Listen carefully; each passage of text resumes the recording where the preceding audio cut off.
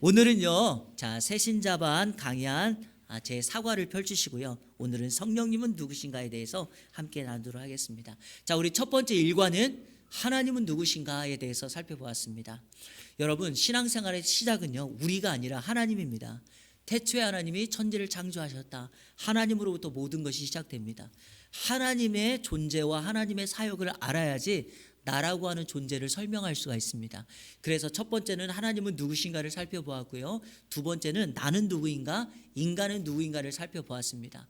그리고 인간의 죄 문제를 해결하기 위하여 이 땅에 오신 예수 그리스도를 두 주에 걸쳐서 우리가 살펴보았습니다. 그리고 오늘은 제3위의 인격이 되시는 성령 하나님에 대하여 우리 함께 살펴보도록 하겠습니다. 자, 사과 펴시고요.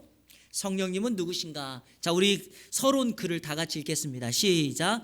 크리스천 치고 성령님을 언급하지 않는 이가 없습니다만 성령님께서 어떤 분이신지 정확하게 알고 계시는 사람은 그리 흔치 않습니다. 예수님에 대한 열정만큼 그러나 예수님께서는 당신 대신 성령님께서 오실 것을 확약하셨습니다. 자, 우리 요한복음 16장 7절 8절 찾아서 먼저 읽겠습니다. 자, 요한복음 16장 7절 8절. 요한복음 16장 7절 8절입니다. 같이 읽겠습니다. 시작. 그러나 내가 너희에게 실상을 말하노니 내가 떠나가는 것이 너희에게 자, 여기 내가 떠나가는 것은 예수님께서 하늘로 승천하는 것 이겁니다. 너희에게 유익이라. 시작.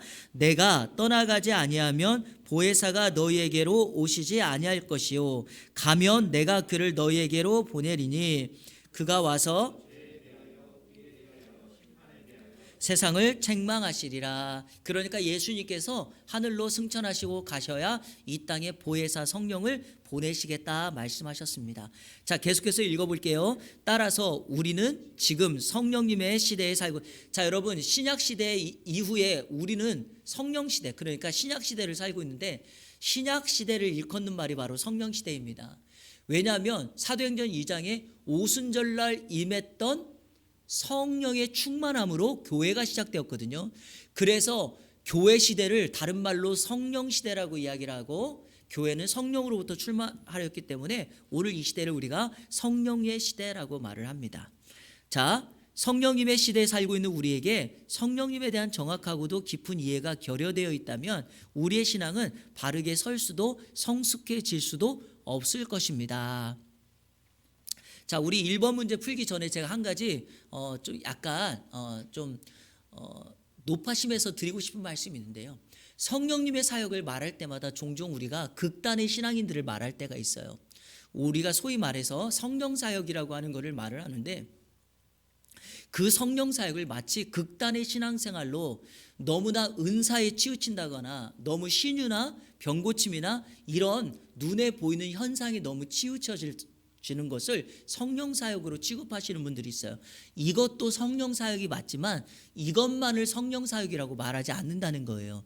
중요한 것은 성령님은 삼위일체 하나님의 한 위격이며 예수님께서 떠나가시면서 이 땅에 보내신 보혜사이시며 그분은 우리의 삶에 가까이 계시는 분이기 때문에 우리가 그분과 함께 한다는 것만으로도 우리는 성령 사역을 하고 있다고 생각하셔야 돼요. 그리고 그 성령님의 지배를 통하여 성령의 인격의 열매가 맺고 성령님의 특별한 능력이 주어져서 은사를 받아서 사역을 감당한다. 이렇게 우리가 이해하셔야 되지 마치 어느 한 극단에 서서 그 극단으로 치우쳐지는 것을 우리가 조금 주의하실 필요가 있다라는 겁니다. 자, 그럼에도 불구하고 저는 우리 성도님들께 한 가지 강조해 드리고 싶은 것이 있어요. 여러분들이 기도할 때 성령의 은사를 사모하고 성령의 열매를 사모하셔야 돼요. 왜냐하면 이것을 사모하지 않으면 안 돼요. 저희 장로교회에 간혹가다 실수하는 게 뭐냐, 성령님의 사역과 능력과 은사를 사역을 믿으면서도 그분의 능력을 믿으면서도 은사를 구하는 것을 마치 신앙생활에 잘못된 것으로 치부하는 분들이 간혹가다 계신데 그거 잘못된 겁니다. 성경을 바르게 믿는 것이 아닙니다. 장로교회라고 해서 성령님의 은사를 성령의 능력과 성령의 열매를 부인하지 않습니다. 그러므로 여러분 하나님 앞에 마음의 소원을 갖되 그것만 구하면 잘못되겠지만 여러분이 특별한 은혜를 위하여 성령님의 은사를 구하고 예컨대 방언의 은사를 구하고 지혜와 지식의 은사를 구하는 것 잘못된 것이 아니다라는 거예요.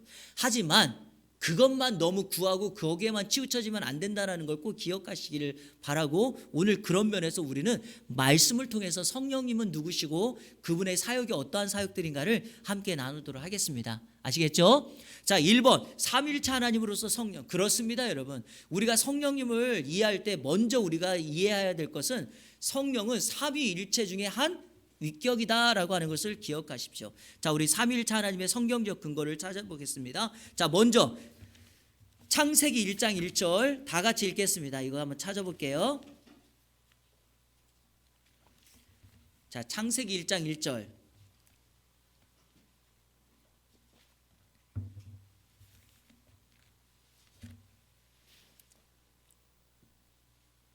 같이 읽겠습니다. 시작. 태초에 하나님이 천지를 창조하시니라. 성부 하나님의 창조하심. 성부 하나님은 창조주로서요 태초에 역사하신 분입니다. 히브리 말 가운데 창조주 하나님을 일컫는 말이 엘로힘이라는 말이에요. 엘로힘. 그런데 여러분 이 엘로힘 할 때 이 힘은 복수의 명칭입니다. 여러분 어떻게 하나님이 복수의 엘로힘으로 존재하실까요? 그것은 이미 뭐 한다는 거죠? 하나님이 혼자가 아니라 삼위일체 하나님으로 역사하신다는 걸 보여줍니다. 그런데 또 놀라운 게 하나가 있어요. 여기 창세기 1장 1절에 태초에 하나님이 천지를 창조했다 그랬잖아요. 하나님이 복수라면 여러분 동사를 어떻게 써야 돼요? 복수를 써야 되잖아요. 그런데 단수로 썼다는 거예요. 무슨 의미입니까? 하나님은 삼위로 존재하지만 그분이 한 몸이다라는 것을 창세기 1장 1절에서 설명하기 위하여 동사를 단수로 사용했다는 것입니다. 이해되시죠? 네. 하나님은 성부 하나님은 그래서 창조주로서 존재하신다. 자, 그 밑에 창세기 1장 2절 같이 읽겠습니다. 두 번째 시작. 땅이 혼돈하고 공허하며 흑암이 깊음 위에 있고 하나님의 영은 수면 위에 운행하시. 여기 하나님의 영이 바로 성령이죠. 성령님은 수면에 물 표면 위에, 다시 말해서 하나님께서 성부 하나님께서는 창조주로서 창조 사역을 감당하시고 성령 하나님은 운행하시면서 뭐 하십니까? 창조에 동참하심으로써 자신의 역사를 이루고 계시다라는 것입니다. 자, 세 번째 요한복음 1장. 자, 이거 요한복음 한번 펴보세요. 요한복음 1장 1절부터 3절. 자, 먼저 읽겠습니다. 요한복음 1장 1절부터 3절 시작. 태초에 말씀이 계시니라. 이 말씀이 하나님과 함께 계셨으니 이 말씀은 곧 하나님. 자, 이 말씀이 곧 누구라고요? 하나님이에요. 자, 우리 1장 14절 같이 읽겠습니다. 시작. 말씀이 육신이 되어 우리 가운데 거하시매. 자, 여러분 말씀이 육신이 되어 우리 가운데 거하셨어요. 성육신 하셨어요. 이분이 누굽니까? 예수님이죠. 그래서 요한복음 1장 1절부터 3절 14절은 성부 하나님이신 그분이 인간의 몸을 입고 성육신 하셔서 이 땅에 오셨다. 육신을 입고 오셨다는 거예요. 이게 바로 성자 하나님의 모습이죠. 자, 그런데 창세기 1장 26절 다시 한번 이제 네 번째 볼게요. 창세기 1장 26절.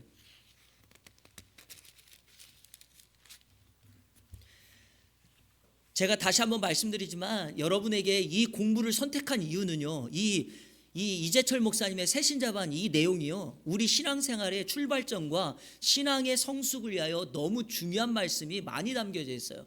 꼭 알아야 될 것들. 그래서 이 공부를 우리가 하고 있는 겁니다. 이게 새신자반이라고 하는 이름을 써서 새신자가 하는 공부가 아니라 신앙의 성장을 위하여 꼭 필요한 공부라는 걸 다시 한번 말씀드립니다. 자, 창세기 1장 26절 같이 읽겠습니다. 시작. 하나님이 이르시되 우리의 형상을 따라 우리의 모양대로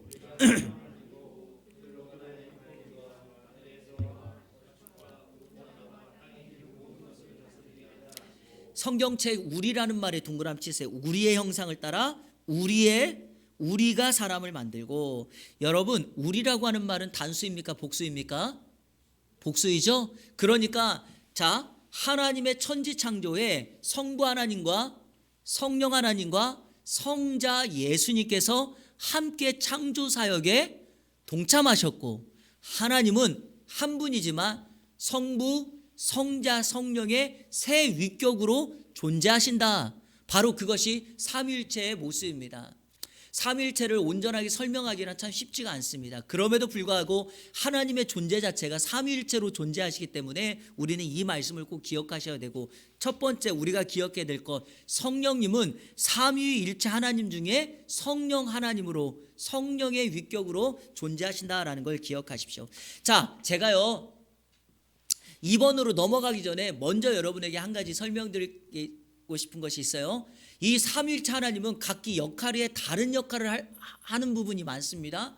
자, 먼저 구원에 있어서 에베소서 1장에 보니까 우리 성부 하나님은 우리의 구원을 위하여 첫 번째 뭐 하시죠? 성부 하나님은 작정, 예정하십니다. 우리를 선택하셔요. 이게 성부 하나님의 예정입니다. 자, 두 번째 성자 예수님은 뭐 하시죠?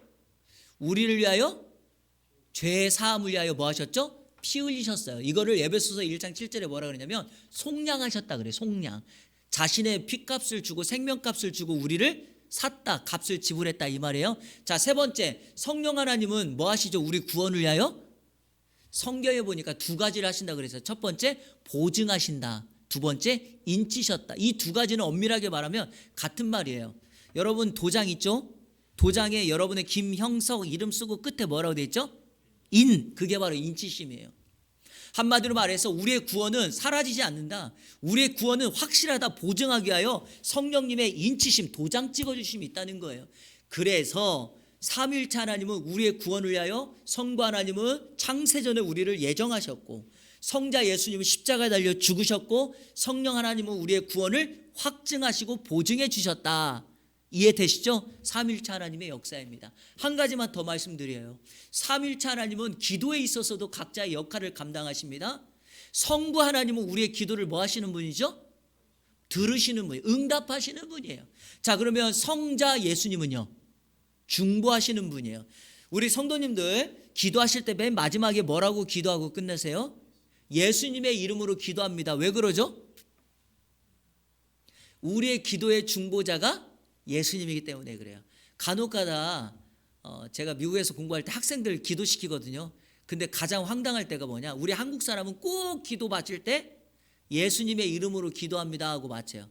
근데 간혹가다 미국 애들 중에 기도할 때 in Jesus name을 말을 안 하고 그냥 amen 하고 끝내는 애들이 있어요. 그러면 그 사람들은 괜찮겠지만 우리는 당황스러운 거예요. 기도가 끝났나를 모르니까. 그런데 기도를 할 때 한국 사람이든 미국 사람이든 의도적으로 in Jesus name, 예수님의 이름을 넣어야 돼요. 왜냐? 우리의 기도의 중보자가 예수님이기 때문에. 자, 그러면 성령 하나님은 우리의 기도를 뭐 하시죠? 우리 지난번에 제가 한번 말씀드렸는지도 모르겠지만 우리의 기도를 뭐 하시죠? 도우세요. 자, 이거는 우리 한번 찾아보고 넘어갈게요. 로마서 8장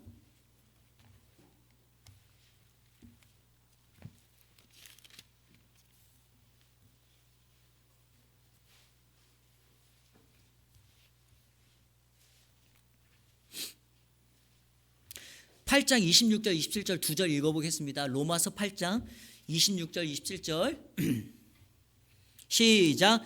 이와 같이 성령도 우리의 연약함을 도우시나니 우리는 마땅히 기도할 바를 알지 못하나 오직 성령이 말할 수 없는 탄식으로 우리를 위하여 친히 간구하시느니라. 마음을 살피시는 이가 성령의 생각을 아시나니 이는 성령이 하나님의 뜻대로 성도를 위하여 간구하심이니라 라고 그랬죠. 성령님은 우리를 위하여 친히 간구하세요. 그게 무슨 말의 얘기예요? 돕는 자라는 거예요. 돕는 자. 우리의 기도할 때 우리의 기도를 도우시는 분이, 힘있게 하시는 분이 바로 누구예요? 성령님이세요. 예수님께서 40일 동안 금식하시고 마귀에게 시험을 받을 때도 성령님이 예수님과 함께 하셨다라고 말을 하고요.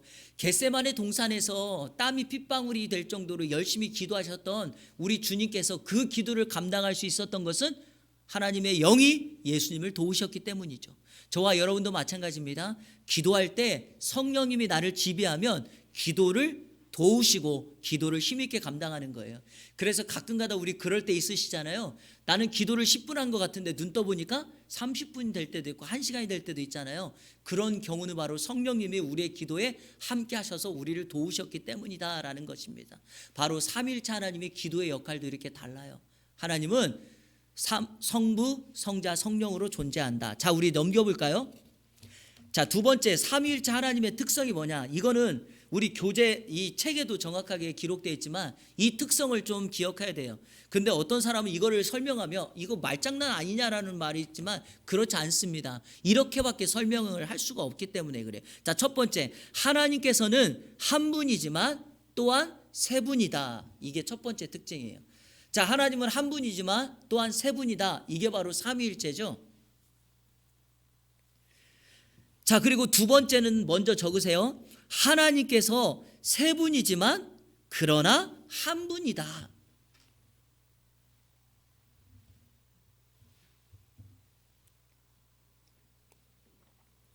초대 기독교 역사 속에서 삼위일체를 설명하기 위하여 여러 시도를 했지만 그 설명들은 다 부족해요. 왜냐? 그런 건 다 무생물적이고요. 성경의 진리를 잘못 가르치는 거예요. 예컨대 자, 여러분 물이라고 하는 거 있죠? H2O. 그게 얼면 뭐가 됩니까? 고체가 돼요. 그러니까 얼음이 돼요. 그리고 또 자, 완전히 녹으면은요 증발해 버려요. 사라져 버려요. 그러니까 어느 때는 뭐 사라졌다가 물이 됐다가 얼음이 됐다가 이렇게 설명하는 사람도 있어요. 또 어떤 분은 아빠의 예를 들어요. 아빠가, 그러니까 저를 예를 들어 볼게요. 제가 교회에 오면 제 역할이 뭐예요? 목사예요. 집에 가면은요 아빠나, 예, 그리고 또 하나는 또 뭐라고, 제 아내에게는요 남편이에요. 그러면 아, 이 사람이 남편이고 아빠고 목사다, 한 사람인데, 근데 부족해요. 왜 그러냐? 제가 목사래도 아빠래도 또 남편이래도 내가 여기 있으면, 자, 저는 어디 있습니까? 집에 있을 수 있습니까? 없죠. 그러니까 설명할 수가 없는 겁니다. 하지만 삼위일체는 그렇지 않습니다. 하나님의 삼위일체는 한 분이지만 세 분으로 존재하기 때문에 그분은 여기 계시다가, 죄송합니다, 여기에 있으면서 동시에 미국에도 지금 계시고 그분은 동시에 아프리카에도 계시는 분이에요. 왜? 하나님이기 때문에. 그 존재 자체가 그렇단 말입니다. 이해가 되시죠? 자, 그래서 먼저 첫 번째, 예수님이 한 분이지만 세 분이라는 것은, 그래서 예수님은 다른 사역을 감당할 수 있어요. 동시에. 자, 그것을 마태복음에서 가장 잘 설명해요. 자, 마태복음 3장. 삼위일체 하나님의 모습을 가장 잘 설명하는 거예요. 마태복음 3장 16절 17절. 예수님께서 세례 요한에게 요단강에서 세례받는 장면입니다. 자, 16, 17절, 마태복음 3장 16, 17절 읽겠습니다. 시작. 예수께서 세례를 받으시고 곧 물에서 올라오실 사. 예수님이 지금 어디 계세요? 성자 예수님이 요단강에서 세례받고 물에서 막 올라오고 있습니다. 자, 그랬더니 하늘이 열리고 하나님의 성령이 비둘기같이 내려 자기 위에 임하심을. 자, 성령이 비둘기처럼 누구에게 임해요? 예수님에게 임해요. 자, 17절 시작. 하늘로부터 소리가 있어 말씀하시되 이는 내 사랑하는 아들이요 내 기뻐하는 자라. 이분은 누구예요? 하나님이죠. 하늘로부터라는 말은 하나님이 지금 어디 계시다는 거예요? 하늘에 계시다라는 거예요. 하늘에 계신 그분이 자신의 음성으로 예수 그리스도를 향하여 이는 내 사랑하는 아들이요 내 기뻐하는 자다. 성부 하나님은 하늘에, 성령 하나님은 공중에, 성자 예수님은 이 땅에 계심으로 삼위일체 한 분이지만 세 분으로 나타난다라는 것이죠. 자, 두 번째, 하나님께서는 세 분이지만 한 분이라는 것은 무슨 표현일까요? 만약에 세 분이 각각 하나가 아니고 각각 세 분이라면 이건 완전 다신관이죠. 유일신이 아니란 말입니다. 하지만 하나님은 세 분이지만 하나예요. 자, 그거를 에베소서에서 설명합니다. 자, 우리 에베소서 4장 4절부터 6절까지 읽겠습니다. 313조 에베소서 4장 4절부터 6절 시작. 몸이 하나이요 성령도 한 분이시니 이와 같이 너희가 부르심의 한 소망 안에서 부르심을 받았느니라. 주도 한 분이시요 믿음도 하나요 세례도 하나요 하나님도 한 분이시니 곧 만유의. 자, 됐습니다. 자, 뭐라고 말합니까? 4절에 성령이 몇 분이다? 한 분이다. 자, 5절 주도 한 분이다. 예수님도 한 분이다. 6절 하나님도 한 분이다. 그러니까 하나님은 세 분이지만 하나로 존재하기 때문에 그 각각이 독립된 신이 아니라 그 세 분이 하나로 존재한다. 여러분, 이게 가능합니까? 그러니까 아까 설명드린 것처럼 사람은, 세상의 무생물은 불가능해요. 하나님이니까 가능한 거예요. 이거는 다르게 설명이 안 돼요. 그래서 우리가요, 이재철 목사님의 책에도 그렇게 얘기했어요. 삼위일체 하나님을 규명하는 것이, 증명하는 것이 아니라 믿는 거라는 거예요. 우리가 규명하려고 설명하면 할수록 이단에 빠지게 되고 잘못된 걸 여기다가 막 설명하게 되는데 그럴 필요가 없고, 삼위일체 하나님은 규명하지 말고 믿음의 대상으로 받아들여라 라고 강조하고 있습니다. 맞습니다, 여러분? 하나님은 한 분이지만 세 분으로 존재하고, 하나님은 세 분이지만 하나로 존재한다. 이게 바로 삼위일체예요. 하나님이기 때문에 가능한 거예요. 더 이상 설명할 수가 없습니다. 아시겠죠? 여러분, 이렇게 설명하시면 안 돼요. 삼위일체를. 아까 제가 말했던 것처럼 엄마는 집에 있으면 엄마고, 아빠에게는 부인이고 아내고, 직장에 가면 직장인이야, 이렇게 설명하면 안 돼요. 우리는 시간과 장소와 모든 것에 제한받는 존재이기 때문에 그렇게 설명할 수 없습니다. 자, 세 번째, 하나님의 삼위일체 되심은 왜 중요합니까? 왜 중요할까요? 하나님께서 삼위일체이기 때문에 유일신이 된다는 거예요. 유일신.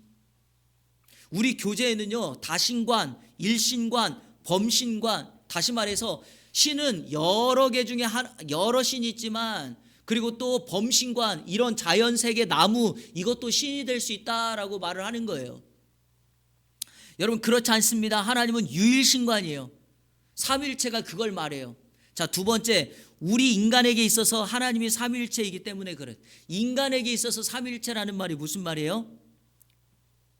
하나님 한 분을 부르는 것으로 우린 족해요. 이게 무슨 표현이냐? 이런 거예요. 자, 여러분, 어느 마을에 갔더니 로마에 오면 로마법을 따라야 된다고, 이스라엘 백성들이 가나안 땅에 들어갔더니 농사 지으려면 바알을 섬겨야 된다는 거예요. 바알 신을. 그렇게 할 필요가 없다는 거예요, 우리에게 있어서는. 왜? 하나님 한 분이면 족해요. 왜? 그분은 삼위일체로서 우리가 가나안에 있든 바벨론에 있든 페르시아에 있든 하나님은 한 분 하나님이에요. 그러니까 여러분, 성경에 등장하는 믿음의 사람들 보세요. 왜 다니엘이 바벨론에서 하나님 한 분만 바라봤습니까? 내 고향 땅 예루살렘에 있던 하나님이 바벨론에서 역사하고 계신다는 것을 알았기 때문이에요. 느헤미야가 그 바벨론에서 하나님을 믿었기 때문에 거기서 기도하였던 것입니다. 이해되시죠? 이게 바로 우리에게 있어서 삼위일체 하나님이면 족하다라는 것을 강조하는 거예요. 그러니까 바벨론에 가서는 바벨론의 신을, 페르시아에서는 페르시아의 신을, 우리도 마찬가지예요. 조선 땅, 한국 땅에 살고 있으니까 유물론적으로 이런 다 문화 속에서 뭐 예를 들어서 그 선왕당의 신, 또 뭐 부엌의 이런 신, 조상의 신, 이런 거를 따질 필요가 없어요. 성도 여러분은 하루를 시작하면서 하나님 앞에 기도와 찬송과 예배로 시작해야지, 신문의 오늘의 운세를 따라서 살아가거나 무언가 희망적인 것을 기대한다고 누군가에게 나에게 보내주는 어떤 메시지, 그런 거에 너무 의존하지 마시고, 내가 여기 있든지 어느 곳에 있든지 하나님 한 분이면 족하다라는 거예요. 그래서 제가 다시 한번 말씀드려요. 여기 제가 보니까 우리 장로님 이제 가족 미국에 가셨고, 우리 또 이정원 장로님이 캐나다에 계시고, 이제 우리 또 귀찬이도 이제 캐나다로 또 가야 되고, 지난번에 왔던 저희 누님과 매형도 미국 LA에 계시고, 이방 땅에, 외국에, 타국에 다 살고 있어도 이 한국 땅에서 우리가 두 손 모아 기도하면 이 삼위일체 하나님께서 이곳만이 아니라 미국 땅이나 어느 땅이 되더라도 거기서 역사하실 수 있다라는 겁니다. 이게 우리가 믿고 있는 삼위일체 하나님이에요. 그래서 삼위일체 하나님은 우리에게 너무나 중요한 거예요. 우리는 그 하나님을 믿고 있는 겁니다. 자, 우리 큰 2번으로 넘어가겠습니다. 오른쪽 31페이지 성령님에 대한 예수님의 설명. 왜 성령님을 받아야 하는가? 자, 먼저 성령님의 호칭 한번 살펴볼까요? 요한복음 14장 16절.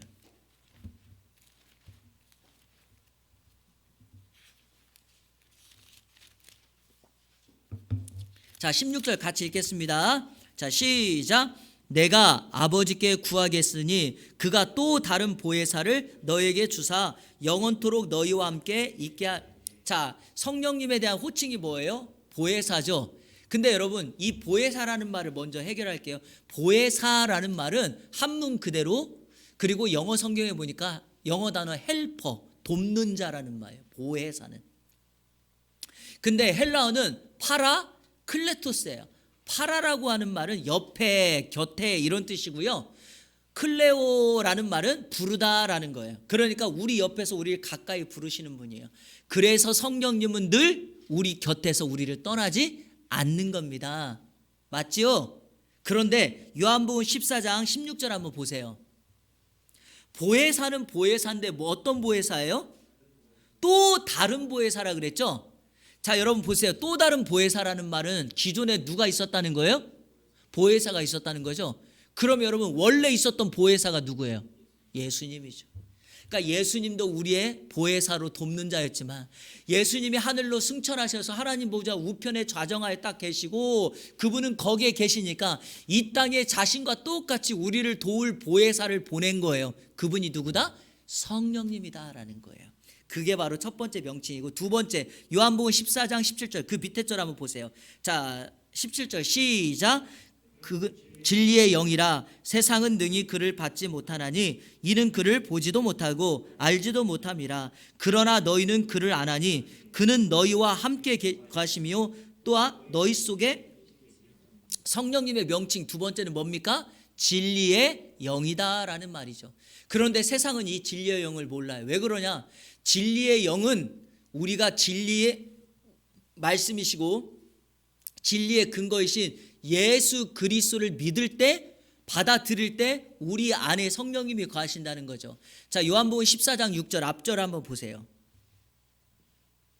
시작. 예수께서 이르시되 내가 곧 길이요 진리요 생명이. 자, 예수님이 누구예요? 길이요 진리요 생명. 영어 성경에 보니까 어웨이가 아니라 더, 유일한 길, 유일한 진리, 유일한 생명. 예수님만이 유일한 진리이십니다.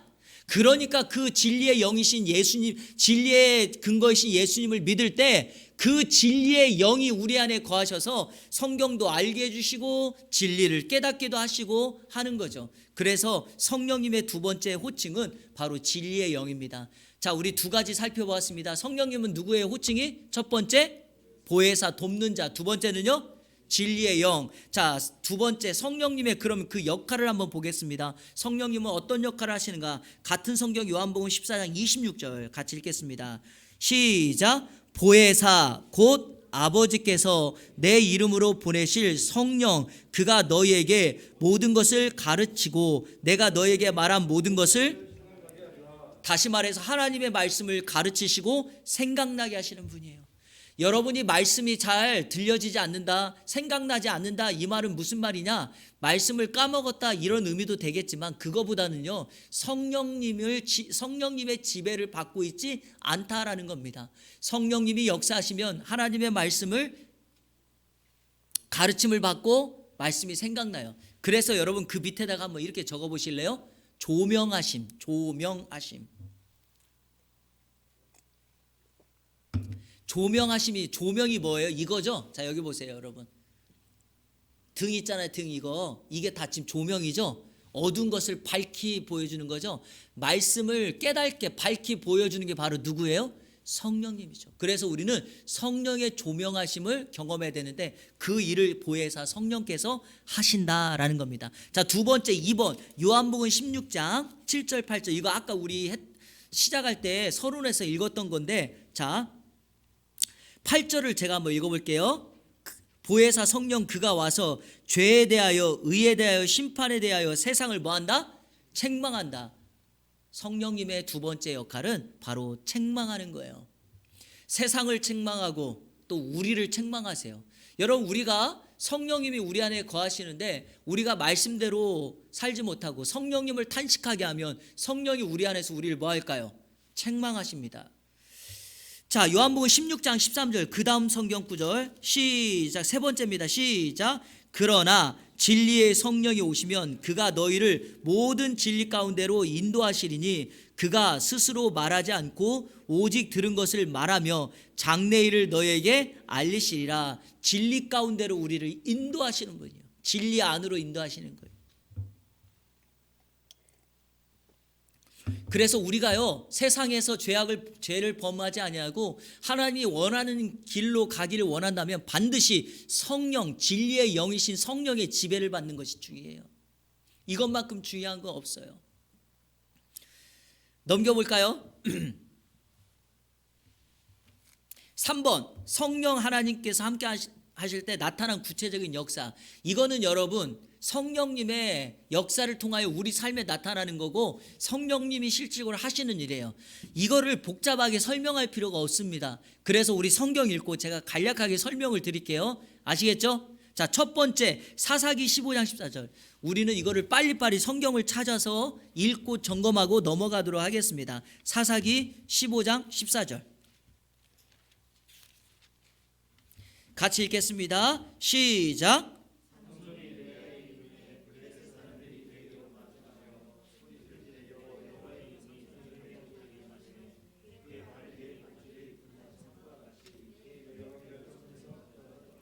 자, 삼손이 이 밧줄을 완전히 결박을 풀어헤친 게 뭐 때문이다?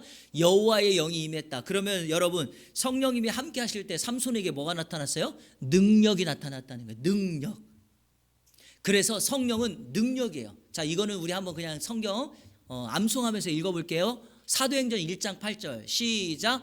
오직 성령이 너희에게 임하시면 그 다음 뭐예요? 권능을 받고. 이게 바로 성령이 임할 때 우리에게 나타나는 역사의 능력, 권능이 나타나는 거예요. 자, 두 번째 이거는 여러분 역대하 36장 말씀 읽어보겠습니다. 자, 역대하 36장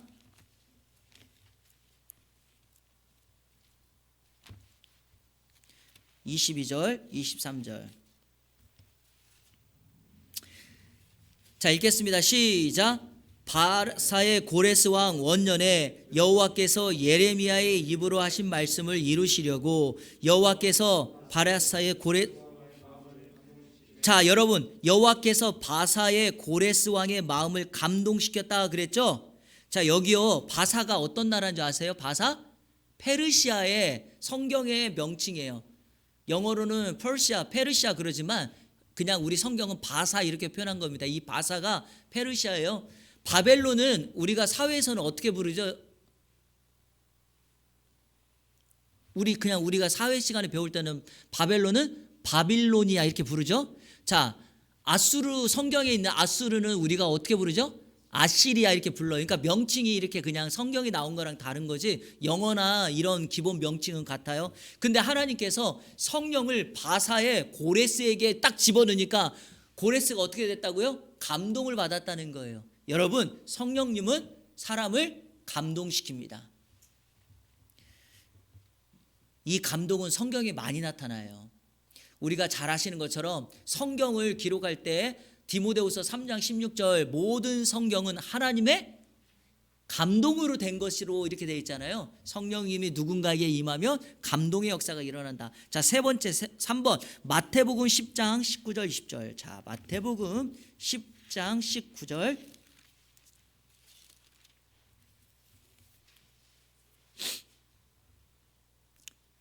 자, 읽겠습니다. 시작. 너희를 넘겨줄 때 그때 너희에게 할 말을 주시리니 말하는 이는 너희가 아니라 너희 속에서 말씀하시는 이 곧 너희 아버지. 자, 성령님이 함께 하시면 말씀을 깨닫게 되고 말씀을 말하게 돼요. 성령님의 함께 하실 때 말씀의 역사가 나타난다. 자, 사도행전 네 번째 넘겨보세요. 3장 6절 8절 자, 사도행전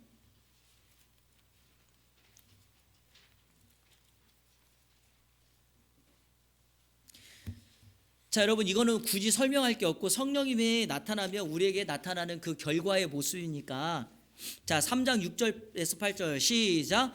베드로가 이르되 은과 금은 내게 없거니와 내게 있는 이것을 내게 주노니 나사렛 예수 그리스도의 이름으로 일어나 걸으라고 오른손을 잡아 일으키니 발과 발목이 곧 힘을 얻고 뛰어 서서 걸으며 그들과 함께 성전으로 들어가면서 걷기도 하고 뛰기도 하며 하나님을 찬송하니 치유의 역사가 일어난다는 거예요. 베드로가 성령이 충만하여 예수 그리스도의 이름으로 명하였더니 바로 치유의 역사가 일어났다. 자, 다섯 번째 사도행전 9장 31절. 9장 31절.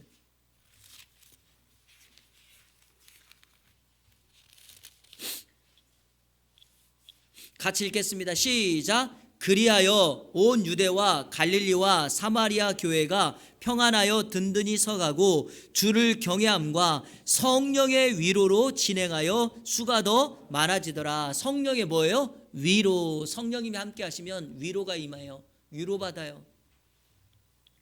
그래서 정말 우리가 해야 될 것 중에 하나가 누군가를 위로하려면 성령의 은혜를 구하는 게 가장 좋아요. 여섯 번째 로마서 5장 5절. 로마서 5장 5절.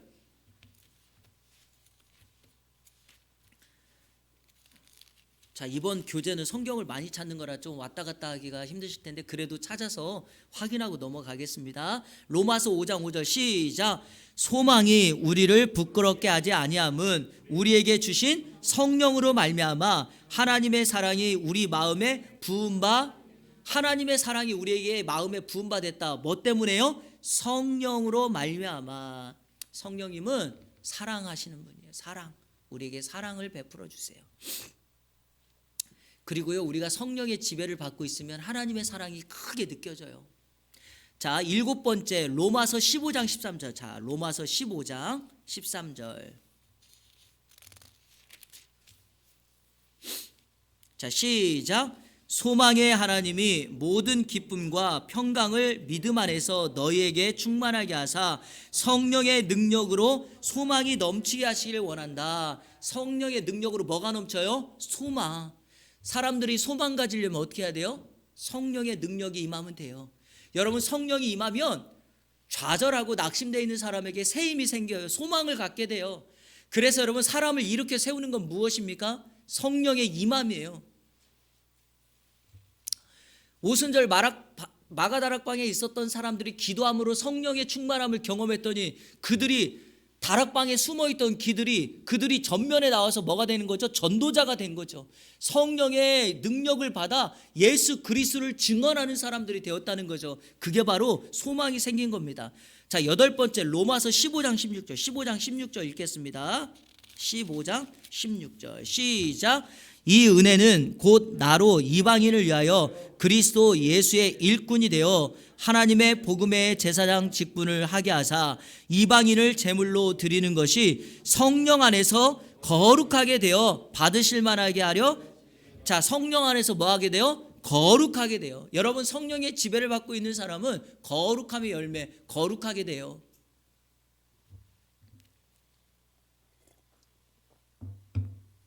거룩하지 않은 사람들 성령을 탄식하게 하고 범죄 자리에 앉게 된다는 거죠. 자, 아홉 번째 고린도후서 3장 17절. 고린도후서 3장 17절. 시작. 주는 영이시니 주의 영이 계신 곳에는 바로 자유케 하세요. 성령님은 자유케 하시는 분이에요. 그래서 우리가 지난주에 살펴보았던 것처럼 로마서 8장 1절과 2절 뭐예요? 우리 성령님은 죄와 사망의 법에서 우리를 해방시킨 거예요. 자유케 하신 거죠. 자, 마지막으로 갈라디아서 5장 22절 23절. 이건 우리가 잘 아는 성경 구절이죠. 성령의 9가지 열매를 말하는 말씀입니다. 자, 우리 찾아서 읽어보겠습니다. 자, 5장 22절 23절 시작. 오직 성령의 열매는 사랑과 희락과 화평과 오래 참음과 자비와 양선과 충성과 온유와 절제니 이 같은 것을 금지할 법이 없느니라. 성령의 열매를 맺게 된다라는 겁니다. 여러분, 한번 물어볼까요? 내가 성령의 열매를 맺었다, 성령의 은사를 가졌다, 그것이 우리 삶에서는 어떻게 나타나는 것이 가장 좋을까요? 인격의 변화로 나타나는 겁니다. 저 사람 삶이 변해서 그럴 때 반드시 인격의 변화가 생기게 된다라는 겁니다. 자, 우리 성령께서 임하신 성경의 예를 한번 볼까요? 자, 이거는 찾지 않고 제가 그냥 한번 말해 볼게요. 사도행전 2장 1절부터 4절 뭡니까? 오순절날 120명이 기도하고 있었죠. 자, 한번 저를 보세요. 제가 이거는 좀 배경을 설명해 드릴게요.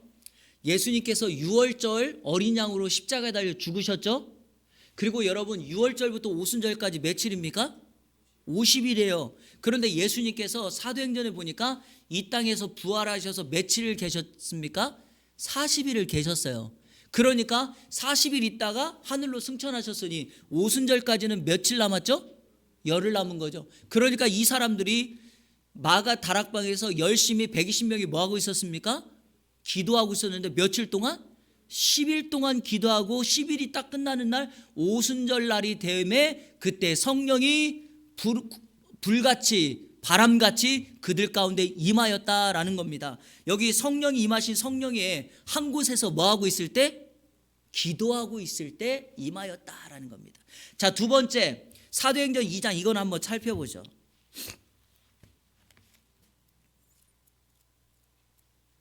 베드로가 성령 충만하여 곳곳에서 설교를 하고 있는 장면입니다. 2장 38절 베드로가 이르되 너희가 회개하여 각각 예수 그리스도의 이름으로 세례를 받고 죄사함을 받으라. 그리하면 성령의 선물을 받으리니. 여러분 성령이 언제 임하였습니까? 회개할 때 임한 거죠. 회개할 때 임해요. 성령님은 반드시 예수 그리스도의 이름을 믿고 회개할 때 성령님이 그 심령에 들어가게 될 줄로 믿습니다. 자, 세 번째 사도행전 5장 30절 사도행전 5장 30절 같이 읽겠습니다. 시작.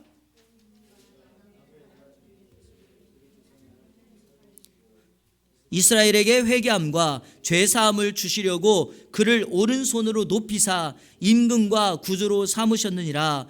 우리는 이 일의 증인이요 하나님이 자기에게 순종하는 사람들에게 주신 성령도 그러하니라. 뭐하는 사람에게 성령 주셨어요? 순종하는 사람들에게.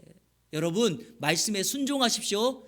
말씀에 거절, 반대, 불순종하지 마시고 하나님의 말씀에 순종하면 성령이 임합니다. 이거를 여러분 살펴보려면 이스라엘의 초대 왕인 사울을 한번 보세요. 사울이 하나님의 말씀을 순종으로 받을 때 여호와의 영이 그에게 임하였지만 그가 말씀을 불순종하니 여호와의 영이 그 사울을 뭐 했어요? 떠나버립니다. 이거 매우 중요한 말씀입니다. 자, 네 번째 사도행전 8장 17절 8장 17절 시작. 이에 두 사도가 그들에게 안수함에 성령을 받는지라. 뭐 할 때 성령 받았어요? 안수할 때. 자, 이건 한 가지 설명해야 돼요. 이것 때문에 한국의 많은 목회자들이 무조건 사람들에게 안수하는 걸 좋아하는 분들이 있어요. 근데 여러분 그거 아셔야 됩니다. 만약에 목회자가 안수해서 성령 임하려면 오늘 본문 말씀 그대로 되면 돼요. 누가 그랬어요? 여기에? 두 사도가라는 말이에요. 다시 말하면 사도라고 하는 분명한 정체성과 그 사도가 가지고 있는 능력이 있어야 돼요. 여러분 그거 없이 무조건 안수하는 걸 좋아하는 건 안 돼요. 여러분 한 가지 또 차이를 볼게요. 여러분 안수 그러면 뭐죠? 안수 어떻게 하는 겁니까? 여러분 성경에 보면 안수가 머리에 손을 얹는 거라고 나오지 않아요. 안수는 손을 올려 놓다라는 말이에요. 그러니까요 이 서구 사람들은 안수기도 할 때 다 어떻게 하는 줄 아세요? 그냥 이렇게 어깨에 손 올리고 이렇게 해요.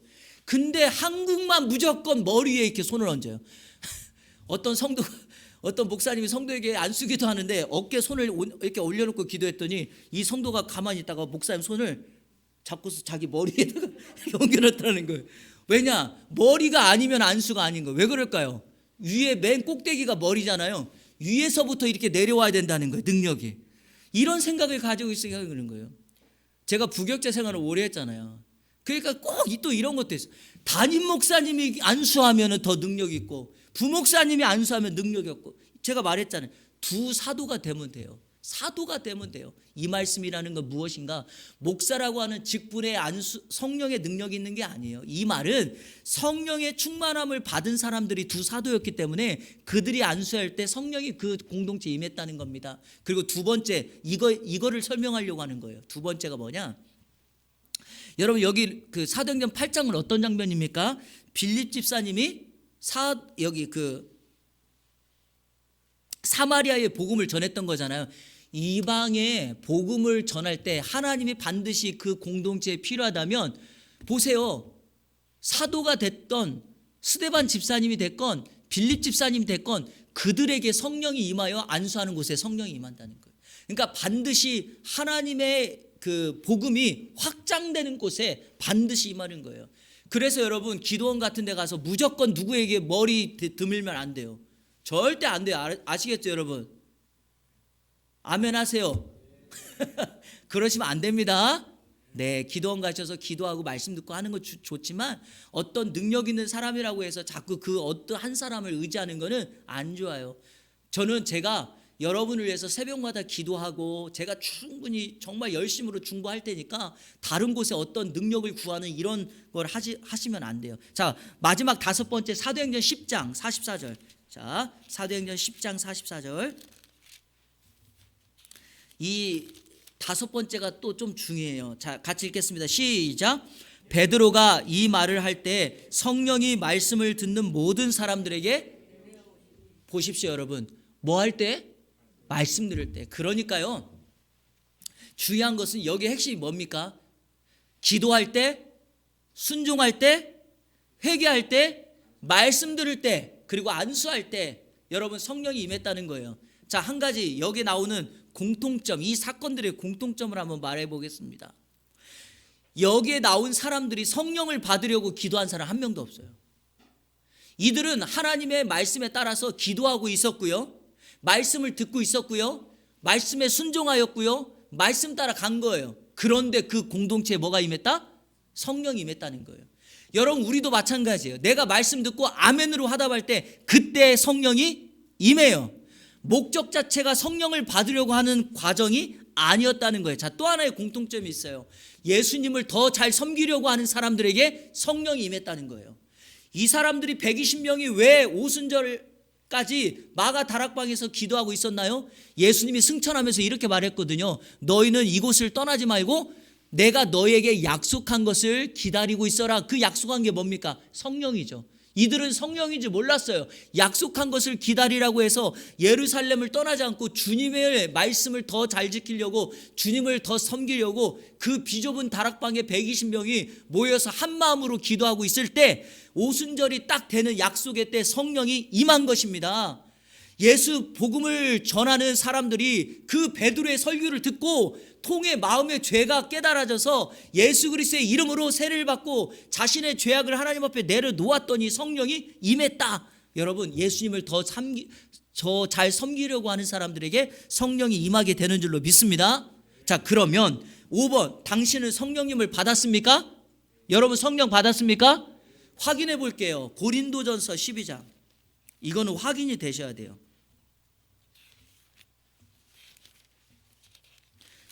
여러분이 진짜 성령을 받았는지 안 받았는지 제가 이 시간에 판별을 해드리도록 하겠습니다. 자, 고린도전서 12장 3절 다 같이 읽겠습니다. 시작. 그러므로 내가 너희에게 알리노니 하나님의 영으로 말하는 자는 누구든지 예수를 저주할 자라 하지 아니하고 또 성령으로 아니하고는 누구든지 예수를 주라 시인할 수 없느니라. 성도 여러분, 여러분들이 예수님을 여러분의 구세주와 주인으로 고백하고 시인하시고 인정하십니까? 그 고백은 그냥 인간의 생각으로 임한 것이 아니라 여러분 안에 있는 성령님께서 여러분으로 하여금 시인하시고 고백하게 하신 거죠. 그래서 여러분은 성령이 받은 사람들이 맞습니다. 자, 또 하나 히브리서 2장 4절 한번 읽겠습니다. 히브리서 2장 4절.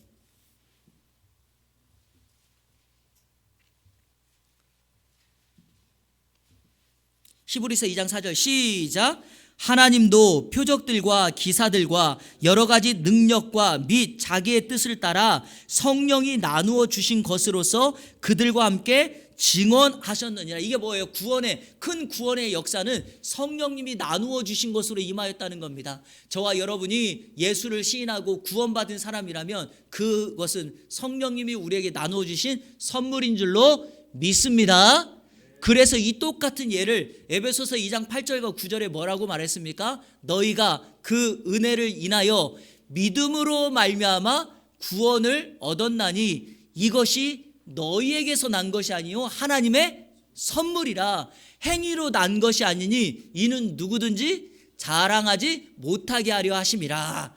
여러분, 하나님의 선물입니다. 마지막 질문입니다. 6번. 그렇다면 당신의 삶은 이제부터 어떻게 달라져야겠습니까? 여러분, 어떻게 달라져야 될까요? 성령님과 교제하기를 추구하십시오. 그리고 성령님에 민감하십시오.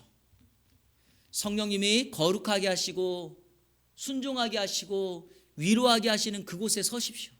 세상의 것을 쫓아 사는 우리가 아니라, 세상의 것이 아니라 거룩을 추구하는 저와 여러분들이 되어서 성령님을 기쁘시게 하고 성령을 근심하게 하거나 성령을 탄식하게 하는 죄는 여러분 사함받지 못한다고 그랬거든요. 그러니까 성령님과 교제하며 성령님에 민감하여 오늘도 성령님의 열매를 맺고 살아가는 우리 이 안의 모든 성도님들 되시기를 주님의 이름으로 축원합니다.